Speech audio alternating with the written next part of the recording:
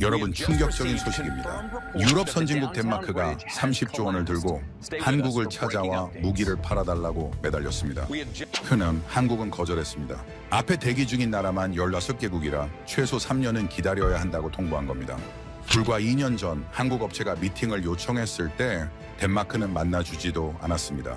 하루 종일 기다려도 담당자가 나오지 않았고 여러 차례 찾아갔지만 번번이 문전박대 당했습니다. 그렇게 한국을 깔봤던 나라가 지금은 애원하는 처지가 됐습니다. 같은 시기 한국을 선택한 폴란드는 유럽 최강 전력을 갖췄고 한국을 무시한 덴마크는 빈손으로 떨고 있습니다.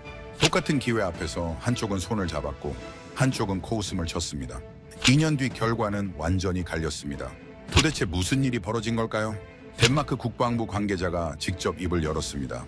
무슨 사연인지 지금 바로 들어보겠습니다. 시작에 앞서 좋아요와 구독 눌러주시면 한국의 더 많은 이야기를 소개하는 데에 큰 힘이 됩니다. 안녕하세요. 저는 라스 안데르센이라고 합니다. 덴마크 국방부 조달청에서 20년 넘게 일했던 사람이에요. 군수품 구매를 담당하는 부서였지요. 오늘 제가 들려드릴 이야기는 부끄러운 고백입니다. 우리가 얼마나 건방졌는지, 그 대가가 얼마나 혹독했는지 낱낱이 말씀드리려고 해요. 그날 회의실에 들어섰을 때 일입니다. 커다란 테이블 위에 각국에서 보내온 제안서가 수북이 쌓여 있었어요. 프랑스 업체 자료는 고급 가죽 바인더에 담겨 있었고 이스라엘 쪽 서류는 보안 봉투에 넣어져 왔더군요. 묵직한 무게감이 느껴지는 것들이었습니다. 그런데 한국에서 온 자료는 달랐어요. 얇은 종이 봉투에 담긴 서류 몇 장이 전부였지요. 솔직히 말씀드리면 그걸 보는 순간 마음속으로 이미 결론을 내렸던 것 같습니다. 부서장이 그 봉투를 집어들었다가 바로 테이블 구석으로 밀어버렸어요. 표정 하나 변하지 않더군요. 시간 낭비할 필요 없다는 뜻이었습니다. 저도 그때는 당연하다고 생각했어요. 한국이라는 나라가 제대로 된 무기를 만든다는 게 상상이 되지 않았거든요. 회의가 시작되고 나서 누군가 물었습니다. 한국 거는 어떻게 처리할 거냐고요. 부서장은 손을 내저으며 검토 대상이 아니라고 못 박았어요. 우리에게 필요한 건 실전에서 검증된 시스템이지 아직 증명되지 않은 물건이 아니라고 했지요. 사실 우리는 이미 이스라엘 업체와 협상을 진행하고 있었습니다. 문제는 가격이었어요. 그쪽에서 좀처럼 깎아주질 않았거든요. 그래서 필요했던 겁니다. 경쟁자가 있다는 걸 보여줄 카드가요. 한국은 딱 그 용도였습니다. 진짜 계약할 생각은 처음부터 없었어요. 그냥 이름만 올려두면 협상할 때 써먹을 수 있으니까요. 지금 생각하면 정말 한심한 짓이었지요. 회의 중에 이런 말도 나왔습니다. 한국이 무기를 만든다고 해서 그걸 우리가 사야 하느냐는 거였어요. 전쟁 한 번 제대로 치러본 적 없는 나라 아니냐고요. 유럽 명품이 있는데 왜 굳이 아시아 물건을 쳐다보느냐는 분위기였습니다. 저도 그 말에 고개를 끄덕였던 기억이 납니다. 프랑스와 이스라엘은 오랜 세월 검증된 파트너였고 정비시설도 갖춰져 있었으며 부품 수급도 안정적이었거든요. 한국은 그 어느 것도 갖추지 못한 상태였습니다. 적어도 우리 눈에는 그렇게 보였어요. 가격표를 비교하던 순간이 떠오릅니다. 프랑스 제품은 한 대에 수십억 원이었고 이스라엘도 비슷한 수준이었어요. 그런데 한국은 거의 절반 가격이었지요. 너무 싼 게 오히려 의심스러웠습니다. 부서장이 이렇게 말했어요. 싼 데는 다 이유가 있다고요. 품질이 떨어지거나 사후 관리가 부실하거나 부품 수급이 불안정하거나 어쨌든 그만한 값어치가 없으니까 싸게 파는 거라고 단정지었습니다. 그날 회의가 끝날 무렵 한국 서류는 테이블 구석에 그대로 놓여 있었어요. 아무도 펼쳐보지 않았습니다. 누군가 정리하면서 그냥 서류함에 던져 넣었지요. 쓰레기통에 버리진 않았지만 대우가 크게 다르지 않았던 셈이에요. 저녁 무렵 사무실로 돌아와서 이메일을 확인했습니다. 한국 업체에서 미팅 요청이 와 있었어요. 기술 설명 기회를 달라는 내용이었지요. 저는 읽고 나서 바로 닫아버렸습니다. 답장을 보내지 않았어요. 그때 제 머릿속에는 이런 생각뿐이었습니다. 유럽에는 훌륭한 무기가 넘쳐나는데 왜 아시아까지 눈을 돌려야 하느냐는 거였지요. 우리는 나토 회원국이고 유럽 방산 네트워크의 일원이니까요. 검증된 울타리 안에서 선택하면 충분하다고 믿었습니다. 창밖으로 코펜하겐의 저녁 하늘이 보였어요. 평화롭고 고요했지요. 러시아는 멀리 있었고 위협은 추상적으로만 느껴졌습니다. 우리에게는 시간이 충분하다고 여겼어요. 천천히 최고를 고르면 된다고 생각했지요. 급할 이유가 전혀 없었습니다. 그게 얼마나 큰 착각이었는지 그때는 정말 몰랐습니다. 며칠이 지났을 무렵이었습니다. 비서실에서 연락이 왔어요. 한국 업체 관계자들이 로비에 와 있다는 내용이었지요. 사전 약속 없이 찾아왔다고 했습니다. 저는 책상에서 고개도 들지 않고 대답했어요. 오늘은 일정이 꽉 차 있으니 돌려보내라고요. 사실 그날 오후는 비어 있었습니다. 만나고 싶지 않았을 뿐이에요. 어차피 계약할 생각도 없는데 시간을 낭비할 이유가 없다고 여겼거든요. 한참 뒤에 창밖을 내려다봤습니다. 건물 앞 광장이 한눈에 들어오는 자리였지요. 검은색 정장을 입은 동양인 3명이 서 있는 게 보였어요. 하늘에서는 가랑비가 내리고 있었는데 그들은 우산도 없이 그냥 서 있더군요. 건물 안으로 들어오지도 않고 처마 밑에서 뭔가를 기다리는 모습이었습니다. 점심시간이 되어 식당으로 향했어요. 로비를 지나가는데 그들이 보였습니다. 아까 밖에 서 있던 사람들이었지요.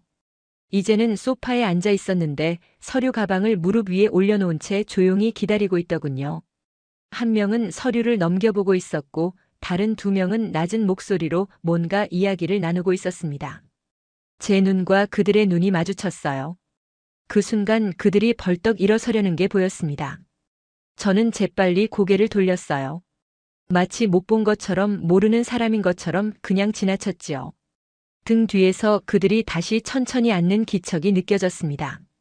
식당에서 동료들과 밥을 먹으면서 그 이야기가 나왔어요. 누군가 로비에 동양인들이 앉아 있던데 누구냐고 물었거든요. 저는 대수롭지 않게 대답했습니다. 한국에서 온 업체 사람들인데 아침부터 저렇게 기다리고 있다고요. 동료들은 그냥 웃고 넘어갔어요. 참 끈질기다는 반응이었지요. 오후 회의가 있어서 다시 로비를 지나갔습니다. 그들은 여전히 그 자리에 있었어요. 자세조차 크게 변하지 않은 것 같았습니다. 벌써 4-5시간째였지요. 서류 가방은 여전히 무릎 위에 있었고 지친 기색이 역력했지만 자리를 뜨지 않았어요. 오후 늦게 비서실에서 다시 연락이 왔습니다. 한국 측에서 명함이라도 전달하고 싶다고 한다더군요. 저는 귀찮다는 듯 한숨을 내쉬었어요. 명함은 이메일로 보내라고 굳이 거기서 기다릴 필요 없다고 전하라고 했습니다. 물론 명함을 받을 생각도 없었어요. 형식적인 거절이었지요. 해가 기울 무렵 창밖을 다시 봤습니다. 날씨가 더 나빠져 있었어요. 빗줄기가 굵어졌고 바람까지 불기 시작했지요. 그제야 그들이 움직이는 게 보였습니다. 가방을 챙겨 들고 일어서더군요. 비서실 직원과 짧게 이야기를 나눈 뒤 현관문을 나섰어요. 유리문 너머로 그들의 뒷모습이 보였습니다. 축 처진 어깨, 비에 젖은 옷깃, 무거워 보이는 발걸음이었지요. 하루 종일 기다렸는데 담당자 얼굴 한 번 못 보고 돌아가는 거였어요. 저는 그 모습을 보면서도 아무런 감정이 들지 않았습니다. 예상된 결말이라고만 생각했지요. 그로부터 얼마 뒤 그들이 다시 찾아왔습니다. 이번에는 4명이었어요. 아마 더 높은 직급을 데려온 모양이었지요. 하지만 결과는 마찬가지였습니다. 저는 똑같이 거절했어요. 일정이 없다고 공식 채널로 연락하라고 전하라고만 했습니다. 그날도 로비를 지나칠 일이 있었는데 그들 중 한 명이 저를 알아봤어요. 자리에서 일어나 다가오려는 게 보였습니다. 저는 시계를 보는 척하며 빠르게 걸음을 옮겼지요. 마치 급한 약속이 있는 것처럼요. 실제로는 한가한 오후였지만 말입니다. 3번째 방문이 있었을 때 저는 직접 내려가 보기로 했어요. 상황을 정리해야겠다고 판단했거든요. 이대로 계속 찾아오게 내버려 둘 수는 없었으니까요. 로비에 내려가니 그들이 일제히 일어섰습니다. 맨 앞에 선 사람이 명함을 내밀었어요. 저는 그걸 받아들었지만 제 명함은 건네지 않았습니다.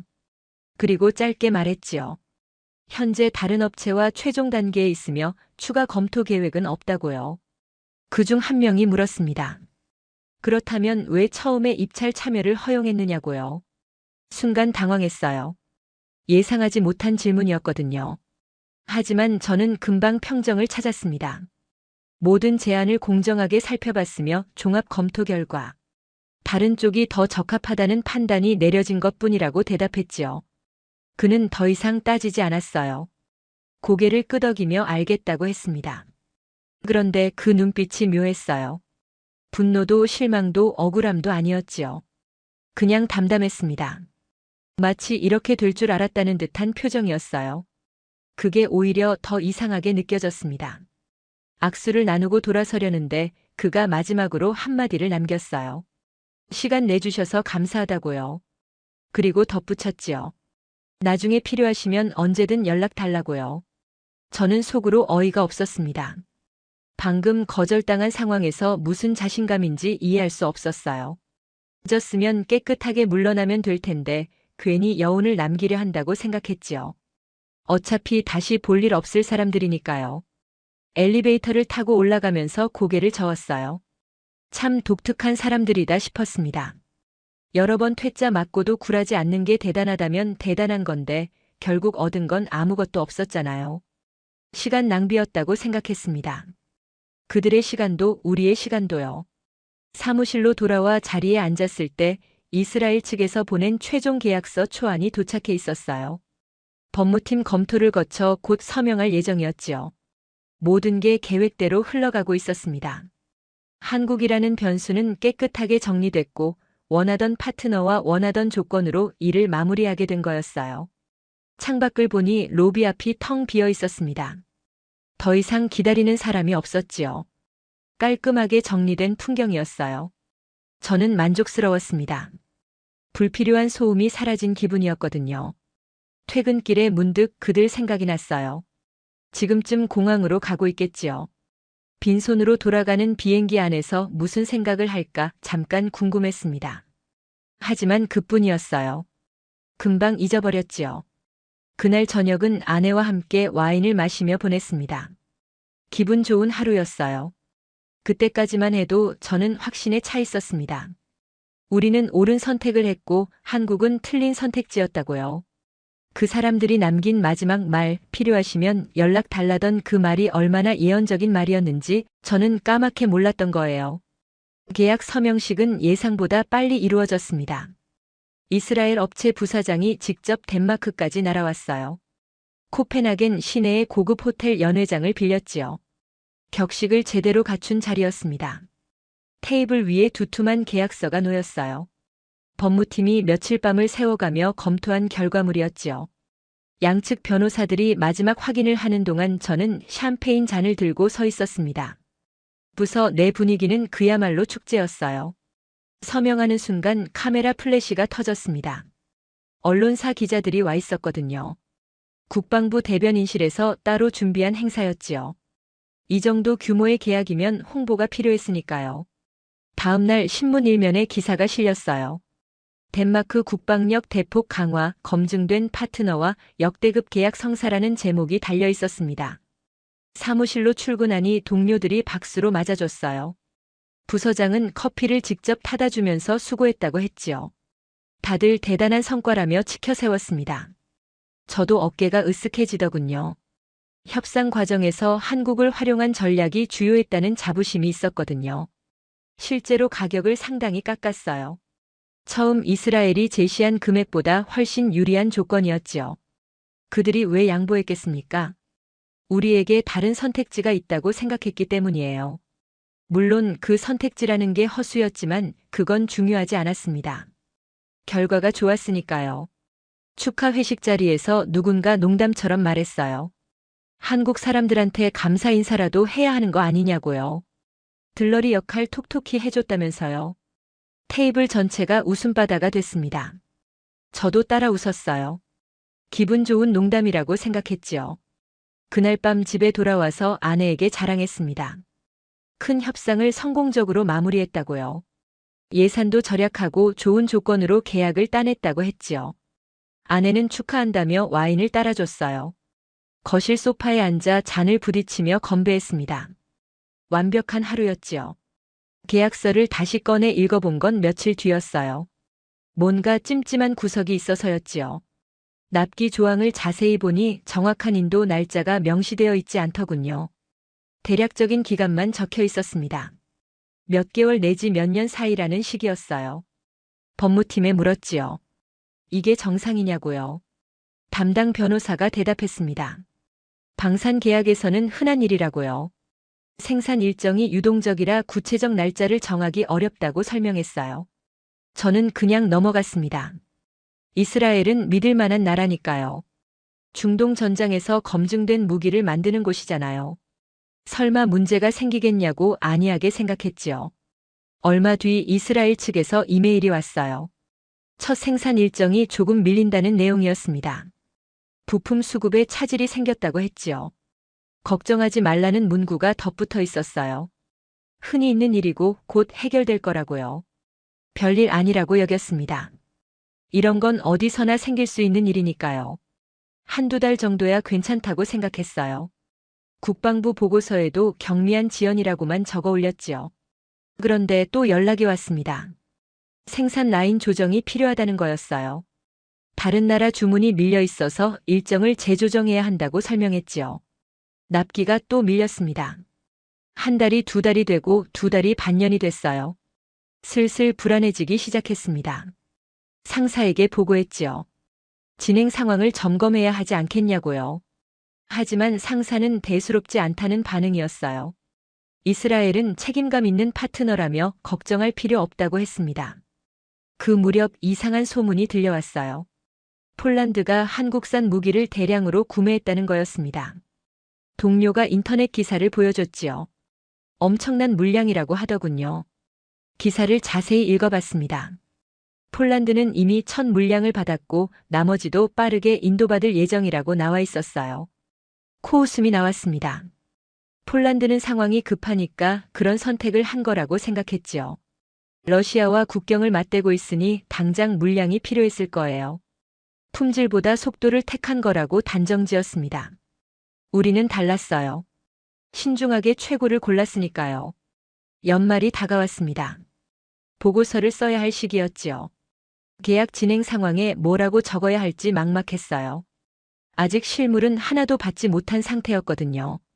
고민 끝에 순조롭게 진행 중이라고 썼습니다. 틀린 말은 아니니까요. 이스라엘 측이 계속 업데이트를 보내주고 있었으니까요. 다만 그 업데이트마다 일정이 조금씩 뒤로 밀리고 있을 뿐이었지요. 새해가 밝았어요. 국방장관이 전 부서에 지시를 내렸습니다. 주요 계약건에 대해 현장 실사를 진행하라고요. 직접 가서 눈으로 확인해 오라는 거였지요. 이스라엘 출장을 준비했습니다. 담당자와 일정을 조율하는 데만 오래 걸렸어요. 그쪽에서 계속 바쁘다며 날짜를 미뤘거든요. 한참 뒤에야 겨우 방문이 성사됐습니다. 공장에 도착했을 때 첫인상이 좀 의아했어요. 생각보다 규모가 작았거든요. 대규모 생산 시설을 예상했는데 실제로는 그렇지 않았지요. 안내를 받으며 이곳저곳을 둘러봤습니다. 생산 라인을 살펴보니 우리 물건은 아직 시작도 안 한 상태였어요. 다른 나라에서 주문한 것들을 먼저 만들고 있더군요. 언제쯤 우리 거에 착수하느냐고 물었지요. 명확한 대답이 없었습니다. 곧 시작할 거라는 말만 반복했어요. 돌아오는 비행기 안에서 보고서를 썼습니다. 사실대로 적기가 어려웠어요. 그러면 문제가 커질 테니까요. 생산 준비 중이라고 완곡하게 표현했습니다. 진실을 희석시킨 거였지요. 사무실에 복귀해서 상사에게 따로 보고했어요. 솔직하게 말했습니다. 상황이 좋지 않다고요. 상사 얼굴이 굳어지더군요. 하지만 뭐라고 하지는 않았습니다. 일단 지켜보자고만 했어요. 그때부터 저는 뉴스를 유심히 보기 시작했습니다. 폴란드 소식이 자꾸 눈에 들어왔거든요. 처음엔 무시하려 했어요. 우리와는 상관없는 일이라고요. 하지만 점점 그러기 어려워졌습니다. 너무 자주, 너무 크게 들려왔으니까요. 어느 날 저녁 퇴근 후 텔레비전을 켜는데 폴란드 관련 특집 보도가 나오고 있었어요. 유럽 안보 상황을 다루는 프로그램이었지요. 화면에 광활한 평원이 펼쳐졌고 그 위를 기갑부대가 이동하고 있었습니다. 카메라가 클로즈업 되자 전차들의 모습이 선명하게 보였어요. 검은색과 녹색 위장 무늬의 날렵한 포신이 달려 있었지요. 측면에 뭔가 글씨가 적혀 있었는데 한글이었습니다. 한국제 전차였어요. 등에서 식은땀이 흘렀습니다. 화면 속 전차들은 대열을 맞춰 거침없이 달리고 있었고 포탑은 정확하게 회전하며 목표물을 조준하고 있었지요. 속도도 빨랐어요. 결코 싸구려 같지 않았습니다. 앵커가 설명했어요. 폴란드가 지난 2년간 한국으로부터 전차 수백 대와 자주포 수십 문을 도입했다고요. 이미 배치가 완료됐고 현재 실전 훈련 중이라고 덧붙였습니다. 숨이 막히는 것 같았어요. 2년이라고요. 같은 기간 동안 우리는 뭘 했습니까? 계약서에 서명만 해놓고 아직 실물 하나 못 받았는데 폴란드는 이미 수백 대를 배치했다니요. 화면이 바뀌어 자주포 사격 장면이 나왔습니다. 포신에서 불꽃이 튀더니 굉음과 함께 포탄이 발사됐어요. 장전 속도가 눈에 띄게 빨랐지요. 몇 초 만에 다시 사격 준비가 완료되더군요. 우리가 그렇게 무시했던 바로 그 물건이었습니다. 폴란드 국방장관 인터뷰가 이어졌어요. 그는 만족스러운 표정으로 말하더군요. 성능이 우수하고 납기가 정확하다고 평가했습니다. 특히 신속한 인도가 결정적이었다고 강조했지요. 2년 만에 전력 공백을 메웠다고 자랑하는 모습이었어요. 리모컨을 꽉 쥐었습니다. 2년이었어요. 우리가 이스라엘과 계약하고 기다리기만 했던 그 시간 동안 폴란드는 한국에서 무기를 받아 훈련까지 마친 거였습니다. 화면 속 폴란드 병사들 표정이 인상적이었어요. 자신감으로 가득 차 있었지요. 최신 장비로 무장한 군대의 여유가 느껴졌습니다. 전쟁이 나도 두렵지 않을 것 같다는 표정이었어요. 반면 우리는 어땠습니까? 낡은 장비들이 창고에서 녹슬고 있었고 새 무기는 언제 올지 기약이 없는 상태였지요. 비교 자체가 부끄러웠습니다. 텔레비전을 끄고 한참을 어둠 속에 앉아 있었어요. 머릿속이 복잡했습니다. 우리가 틀린 선택을 한 게 아닐까 하는 의문이 처음으로 들었지요. 하지만 인정하고 싶지 않았습니다. 자존심이 허락하지 않았어요. 다음 날 출근해서 동료들과 마주쳤는데 다들 어젯밤 뉴스를 봤는지 표정이 묘했어요. 누군가 조심스럽게 입을 열었지요. 폴란드가 부럽다고요. 우리도 그때 다른 선택을 했더라면 어땠을까 하고요. 저는 반박했습니다. 품질이 다르다고요. 검증되지 않은 무기를 덜컥 사는 건 도박이라고 했지요. 폴란드는 급하니까 그런 모험을 한 거고 우리는 신중하게 최고를 선택한 거라고 강변했습니다. 하지만 제 목소리에 힘이 없었어요. 스스로도 확신이 서지 않았거든요. 동료들은 더 이상 말하지 않았지만 그 눈빛이 뭔가를 말하고 있었습니다. 정말 그런 거냐고요. 그 뒤로 폴란드 소식이 계속 들려왔습니다. 두 번째 물량을 받았다. 세 번째 물량이 도착했다. 추가 계약을 체결했다. 뉴스를 볼 때마다 가슴이 답답했어요. 점점 피하고 싶어졌지요. 채널을 돌리거나 기사 제목만 보고 넘겼습니다. 국방부 회의에서 폴란드 사례가 거론되기 시작했어요. 참모 중 한 명이 물었지요. 우리도 저렇게 할 수 있었던 거 아니냐고요. 왜 한국을 진지하게 검토하지 않았느냐고요. 모든 시선이 저를 향했습니다. 조달을 담당했던 사람으로서 답변해야 했지요. 저는 당시 상황을 설명했어요. 한국은 검증되지 않았고 유럽 파트너가 더 신뢰할 수 있다고 판단했다고요. 기술적 판단이었다고 변명했습니다. 회의실이 조용해졌어요.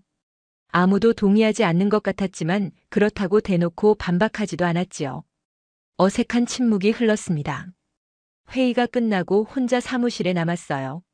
창밖으로 코펜하겐 하늘이 보였습니다. 여전히 평화로워 보였지요. 하지만 그 평화가 언제까지 갈지 알 수 없게 됐습니다. 인터넷에서 폴란드 관련 기사를 찾아봤어요. 정말 많이 나와 있었습니다. 대부분 긍정적인 내용이었지요. 현명한 선택, 성공적인 조달, 유럽의 모범 사례 같은 단어들이 보였습니다. 댓글도 읽어봤어요. 유럽 각국 사람들이 부러워하고 있었습니다. 자기 나라도 폴란드처럼 했어야 했다는 반응이 많았지요. 특히 덴마크라는 단어가 자주 등장했어요. 우리 국민들이 쓴 글이었습니다.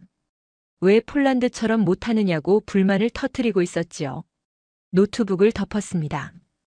더 이상 읽고 싶지 않았어요. 하지만 현실은 바뀌지 않았지요.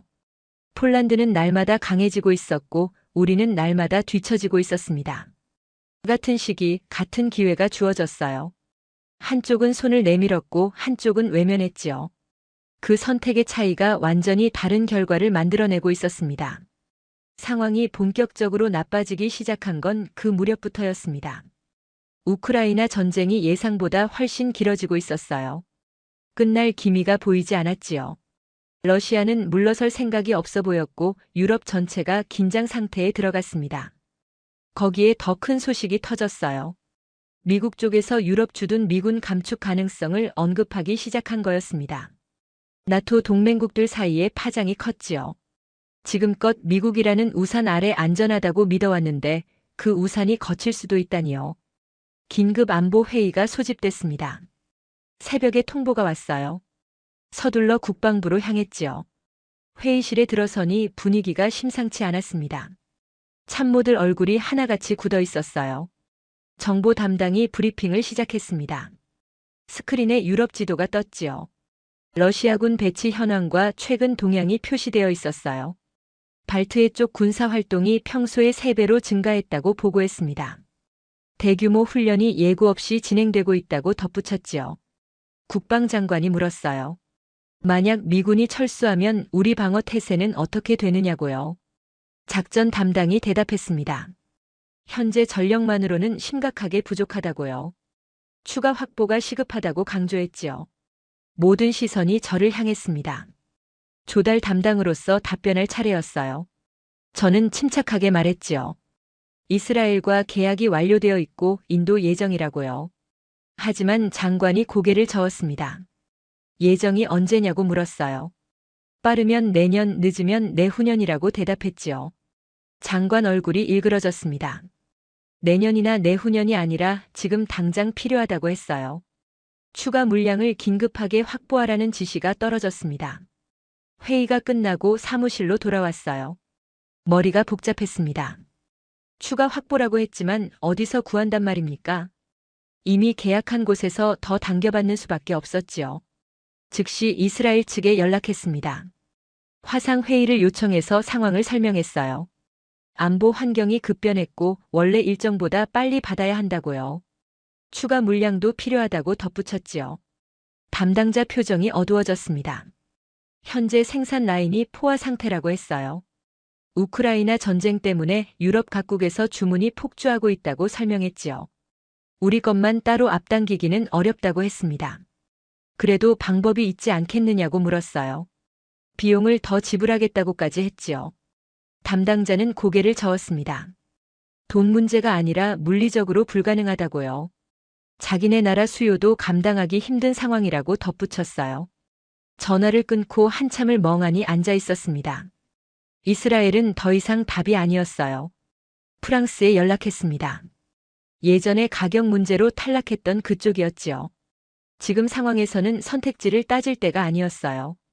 하지만 돌아온 대답은 더 절망적이었습니다. 현재 수주 잔량이 5년치라고 했어요. 신규 계약은 최소 6년 뒤에나 가능하다고요. 독일도 마찬가지였습니다. 나토 회원국들이 일제히 재무장에 나서면서 생산이 따라가지 못한다고 했어요. 납기는 최소 4년이라고 통보했지요. 미국에도 손을 뻗었습니다. 국방부 조달청에 긴급 문의를 넣었어요. 이틀 뒤 답변이 왔는데 내용을 읽으면서 손이 떨렸습니다. 미국 역시 자국군 재고 보충이 우선이라고요. 우크라이나 지원으로 재고가 바닥났고 동맹국 수출은 당분간 불가능하다고 명시되어 있었어요. 모든 문이 닫혔습니다. 프랑스, 이스라엘, 독일, 미국까지. 제가 믿었던 모든 파트너들이 같은 말만 되풀이했지요. 지금 당장 줄 물건이 없다고요. 재무 담당을 찾아갔습니다. 예산을 늘리면 방법이 있지 않겠느냐고 물었지요. 그가 되물었어요. 예산을 늘려도 살 곳이 없으면 무슨 소용이냐고요.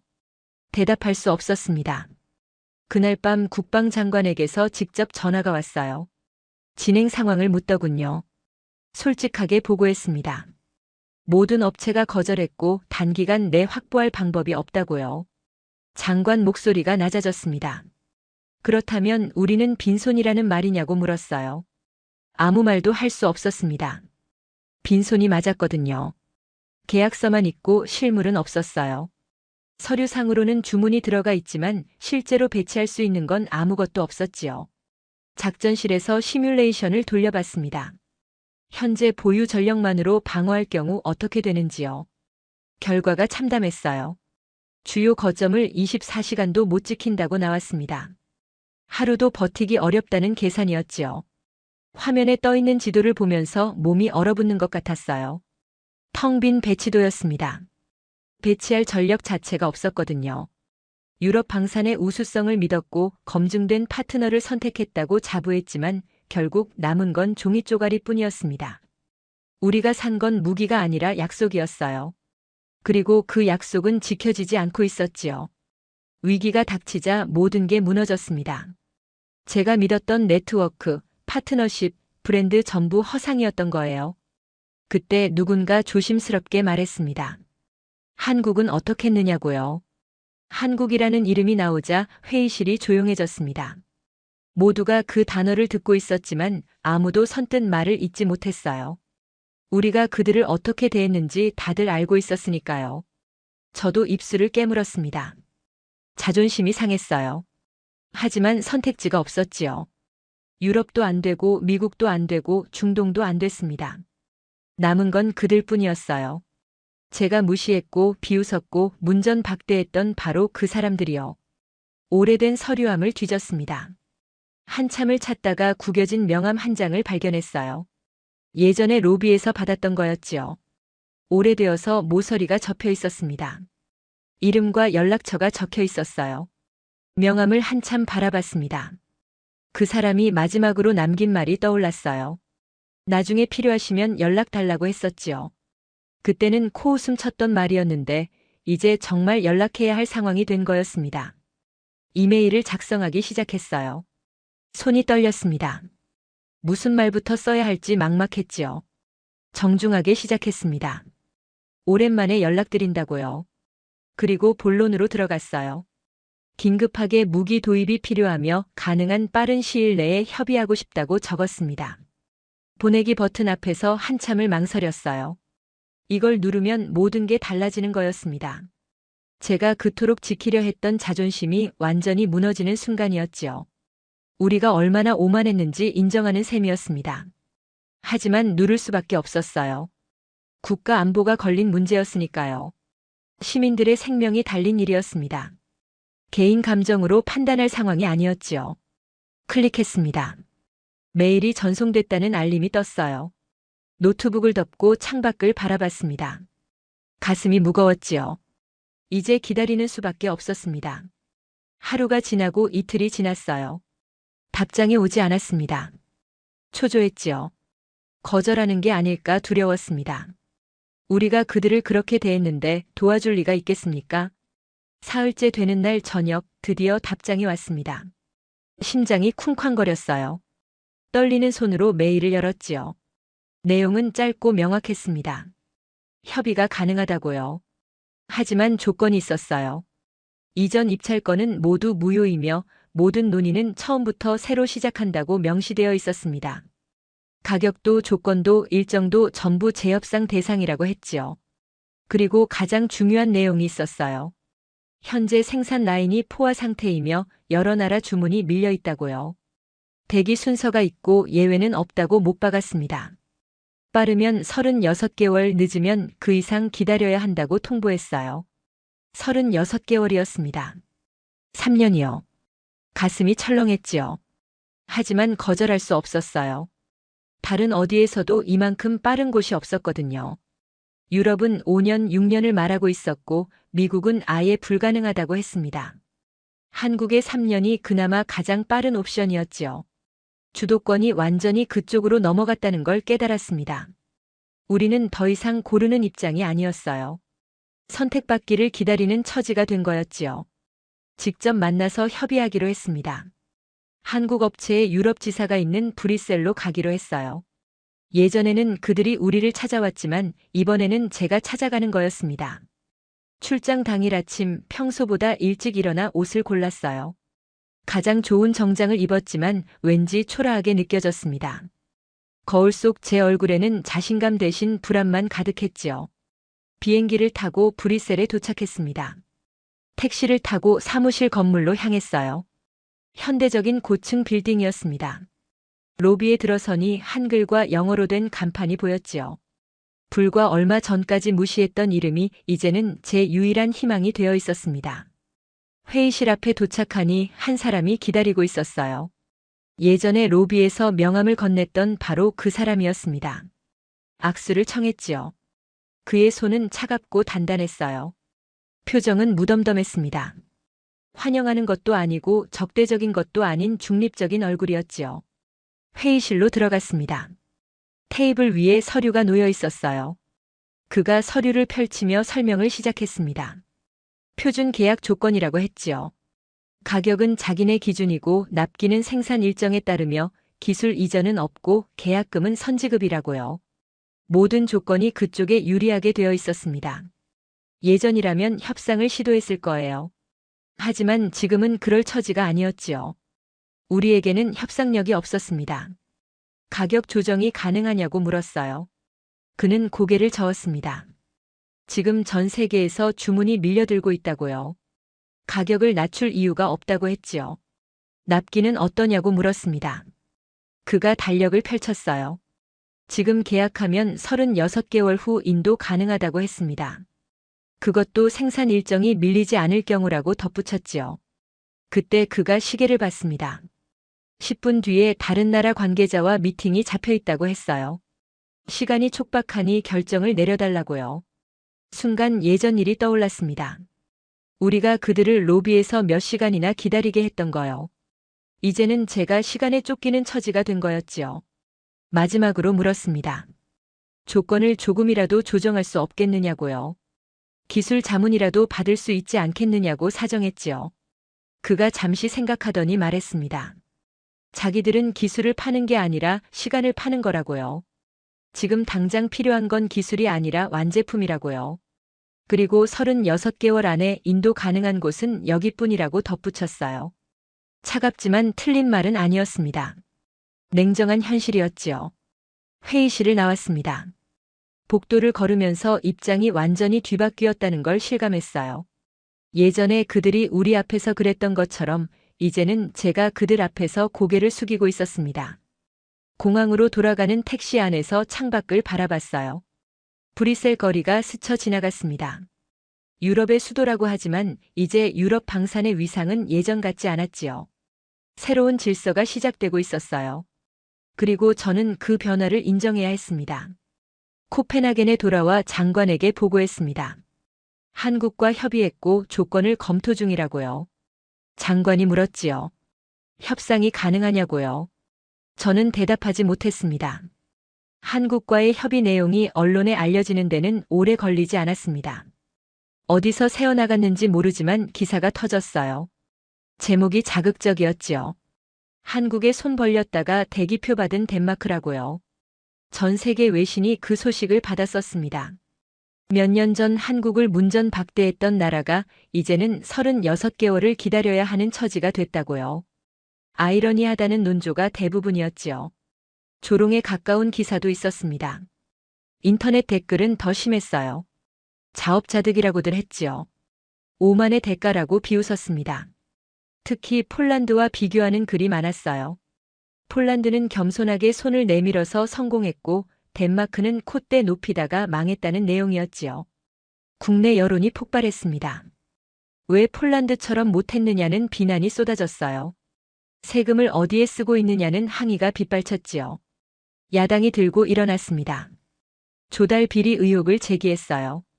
왜 한국을 배제했는지 철저히 조사해야 한다고 요구했지요. 감사가 시작됐습니다. 감사팀이 사무실로 들이닥쳤어요. 모든 서류를 제출해야 했습니다. 이메일 기록, 회의록, 평가 문서까지 전부요. 손이 떨렸지요. 여러 차례 소환돼서 진술해야 했습니다. 왜 한국을 검토하지 않았느냐는 질문을 반복해서 받았어요. 기술적 판단이었다고 대답했지만 설득력이 없었습니다. 폴란드 사례가 모든 걸 반박하고 있었으니까요. 한국 무기가 충분히 훌륭하다는 게 이미 증명된 상황이었거든요. 조사 결과가 나왔습니다. 직접적인 비리는 발견되지 않았지만 부적절한 조달 과정이라는 결론이었어요. 절차상 문제가 많았다고 지적했지요. 한국을 공정하게 검토하지 않았다는 거였습니다. 책임자 문책이 이어졌어요. 부서장이 경고를 받았고 저도 주의 처분을 받았습니다. 인사고과에 불이익이 있을 거라고 통보받았지요. 그보다 더 힘들었던 건 동료들의 시선이었습니다. 복도에서 마주치면 고개를 돌리더군요. 점심을 같이 먹자는 사람도 없어졌어요. 저는 실패한 사람이 됐습니다. 국방장관이 사임했습니다. 책임을 지겠다며 자리에서 물러났어요. 후임자가 임명됐지만 상황은 나아지지 않았지요. 무기가 없다는 근본적인 문제는 그대로였으니까요. 폴란드 소식은 계속 들려왔습니다. 한국과 추가 계약을 체결했다고 해요. 장기 파트너십을 맺었다고 발표했지요. 공동훈련도 진행하고 기술 협력도 확대한다고 했습니다. 뉴스에서 폴란드 국방장관 인터뷰를 봤어요. 그는 한국을 최고의 파트너라고 극찬했습니다. 약속을 지키는 나라, 신뢰할 수 있는 동반자라고 말했지요. 우리가 버린 그 파트너를 폴란드는 보물처럼 여기고 있었습니다. 부러웠어요. 아니, 부러움을 넘어 질투가 났습니다. 똑같은 기회가 있었거든요. 우리도 저렇게 될 수 있었습니다. 그때 다른 선택을 했더라면요. 국회에서 청문회가 열렸습니다. 증인으로 출석해야 했어요. 의원들 앞에 섰지요. 질문이 쏟아졌습니다. 왜 한국을 여러 번 거절했느냐고요. 로비에서 몇 시간씩 기다리게 한 건 무슨 의도였느냐고요. 협상용으로 이용했다는 게 사실이냐고 추궁했습니다. 하나하나 답변했어요. 의도는 없었다고요. 최선의 판단이었다고 변명했지요. 하지만 의원들은 믿지 않는 눈치였습니다. 한 의원이 서류를 꺼내 들었어요. 폴란드가 한국 무기로 성공한 사례를 정리한 자료였지요. 이걸 보고도 배제했다면 상식적으로 이해가 안 된다고 지적했습니다. 또 다른 의원이 말했어요. 당신들의 오만이 국가를 위기에 빠뜨렸다고요. 폴란드는 준비됐는데 우리는 빈손이라고 질타했지요. 반박할 수 없었습니다. 사실이었으니까요. 청문회가 끝나고 건물을 나오는데 취재진이 몰려들었어요. 카메라가 얼굴을 향했습니다. 질문이 쏟아졌지요. 고개를 숙이고 빠르게 지나쳤습니다. 다음 날 신문에 제 사진이 실렸어요. 조달 실패의 책임자라는 설명이 붙어 있었습니다. 아는 사람들에게서 연락이 왔지요. 위로하는 목소리도 있었지만 대부분은 어색하게 끊겼습니다. 집에 있는데 초인종이 울렸어요. 문을 열었더니 기자들이었습니다. 마이크를 들이밀며 질문했지요. 문을 닫아버렸습니다. 하지만 그들은 밖에서 한참 동안 기다렸어요. 커튼을 치고 안에 숨어 있어야 했습니다. 가족들도 힘들어했어요. 아이들이 학교에서 놀림을 받았다고 했습니다. 아내는 친구 모임에 나가지 못했지요. 모든 게 무너지고 있었습니다. 밤마다 잠이 오지 않았어요. 예전 일들이 자꾸 떠올랐습니다. 로비에서 기다리던 한국 사람들, 비를 맞으며 서 있던 모습, 마지막으로 건넸던 명함이 생각났지요. 그때 조금만 다르게 행동했더라면 어땠을까요? 10분만 시간을 내서 만났더라면요. 편견을 버리고 제대로 들어봤더라면요. 지금쯤 우리도 폴란드처럼 됐을 겁니다. 하지만 후회해도 소용없었습니다.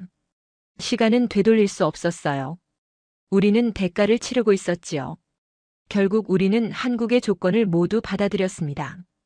다른 선택지가 없었으니까요. 36개월 대기, 선지급 계약금, 기술 이전 없음까지 전부요. 예전이라면 상상도 못할 조건이었지만 지금은 감사히 받아야 할 처지였지요. 대기 명단 끝자락에 이름을 올렸습니다. 앞에 줄 선 나라만 15개국이 넘었어요. 폴란드, 루마니아, 에스토니아, 호주, 이집트까지 세계 각국이 한국을 찾고 있었지요. 우리는 그 긴 줄의 맨 뒤에 서게 된 겁니다. 텔레비전에서 특집 다큐멘터리를 방송했어요. 한국 방산의 부상이라는 제목이었지요. 20년 전 한국의 모습부터 보여줬습니다. 그때는 무기를 수입하던 나라였어요. 기술도 경험도 부족했지요. 하지만 포기하지 않았다고 했습니다. 연구하고 투자하고 도전했다고요. 실패해도 다시 일어섰다고요.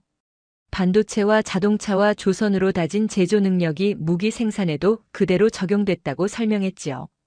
화면에 한국 공장 내부가 나왔어요. 거대한 생산 라인이 펼쳐져 있었습니다. 전차, 자주포, 장갑차가 컨베이어 벨트 위에서 조립되고 있었지요. 하루에 전차 몇 대, 자주포 몇 문씩 찍어낸다고 했어요. 유럽 업체들이 한 달에 한두 대 만들 때 한국은 매일 만들어내고 있었습니다. 24시간 풀가동이라고 했어요. 주말도 없이 3교대로 돌아간다고요. 주문을 소화하기 위해 생산 라인을 더 늘리고 있다고 했습니다. 폴란드 군인들 인터뷰도 나왔어요. 한국 무기에 만족하냐고 묻자 한결같이 최고라고 대답했습니다. 믿을 수 있다고요. 혹독한 겨울에도 문제없이 작동했다고 칭찬했지요. 전문가 분석이 이어졌습니다. 한국 방산의 경쟁력은 세 가지라고요. 첫째는 신속한 납기, 둘째는 검증된 성능, 셋째는 합리적인 가격이라고 했습니다. 특히 납기가 결정적이라고 강조했어요. 지금 당장 필요한 나라들에게 36개월은 기적 같은 시간이라고요. 화면이 바뀌어 출하장이 나왔습니다. 완성된 무기들이 대형 수송선에 실리고 있었어요. 크레인이 전차를 들어올리고 트레일러가 자주포를 운반하고 있었지요. 세계 각국으로 향하는 물건들이었습니다. 앵커가 마지막으로 말했어요. 한국 방산의 시대가 열렸다고요. 유럽과 미국의 독점 시대는 끝났고 새로운 강자가 등장했다고 선언했습니다. 화면을 보면서 많은 생각이 들었습니다. 우리가 무시했던 그 나라가 세계의 중심이 되어 있었어요. 우리가 거절했던 그 파트너를 지금은 모두가 원하고 있었지요. 폴란드는 한국과 함께 미래를 만들어가고 있었습니다. 진정한 파트너가 됐어요. 공동 훈련을 하고 기술을 교류하고 전략적 동맹으로 발전했지요. 반면 우리는 줄 끝에서 기다리고 있었습니다. 36개월이라는 긴 시간을요. 그 사이 불안 속에서 살아야 했어요. 폴란드는 편안하게 잠들 수 있었지만 우리는 밤마다 걱정에 시달렸지요. 같은 기회였습니다. 같은 시점에 같은 선택지가 주어졌어요. 한쪽은 손을 내밀었고 한쪽은 손을 뿌리쳤지요. 그 차이가 이렇게 큰 결과를 만들어냈습니다. 폴란드가 달랐던 건 겸손함이었어요. 자기들이 급하다는 걸 인정했습니다. 도움이 필요하다는 걸 숨기지 않았지요. 그래서 빨리 줄 수 있는 곳을 택했고 결과적으로 승리한 겁니다. 우리는 오만했어요. 시간이 충분하다고 여유를 부렸지요. 유럽 명품만 고집했고 다른 가능성은 눈에 들어오지도 않았습니다. 그 대가가 이렇게 혹독할 줄은 몰랐어요. 한국에서 배운 게 있습니다. 진짜 경쟁력은 무기 성능표에 있는 게 아니라는 거예요. 약속을 지키는 신뢰, 그게 핵심이었지요. 한국은 약속한 날짜에 약속한 물건을 전달했습니다. 그게 전부였어요. 하지만 그 전부가 세상을 바꿨습니다. 지금도 가끔 그날을 떠올립니다. 로비에서 기다리던 사람들, 비에 젖은 어깨, 돌아가던 뒷모습이요. 그리고 마지막으로 남겼던 말이요. 필요하시면 연락 달라던 그 한마디가요. 그들은 알고 있었던 걸까요? 언젠가 우리가 찾아오게 될 거라는 걸요. 그래서 그렇게 담담했던 걸까요? 한국은 정말 대단한 나라였습니다. 무시당하고도 포기하지 않았어요. 거절당하고도 발전을 멈추지 않았지요. 그리고 결국 세계가 줄을 서는 나라가 됐습니다. 저는 증인이었습니다. 오만의 결과를 목격한 증인, 선택의 대가를 치른 증인, 시대 변화를 외면한 대가를 깨달은 증인이었지요. 이 이야기를 남기는 이유가 있습니다. 후배들이 같은 실수를 반복하지 않도록요. 다음 세대가 오만에 빠지지 않도록요. 세상이 변할 때 함께 변해야 한다는 교훈을 전하기 위해서요. 한국은 계속 성장하고 있습니다. 더 많은 나라와 협력하고 더 큰 꿈을 꾸고 있지요. 세계 방산의 중심이 이동하고 있어요. 유럽에서 아시아로요. 그 중심에 한국이 있습니다. 기적이 아닙니다. 노력의 결과예요. 땀의 결실이지요. 한국은 해냈습니다. 불가능을 가능으로 만들었어요. 무시받던 나라에서 존경받는 강국이 됐지요. 저는 그저 지켜볼 뿐입니다. 경이로움과 부끄러움을 동시에 느끼면서요. 한국 정말 대단한 나라입니다. 오늘 사연은 여기까지입니다. 한국 무시한 덴마크, 2년 뒤 30조 들고 애원했다 거절당한 이야기 어떠셨나요? 사연의 주인공에게 응원의 댓글을 남겨주세요. 지금까지 감동정거장에서 사연 전해드렸습니다. 사연이 마음에 드셨다면 좋아요와 구독 부탁드립니다. 시청해주셔서 감사합니다.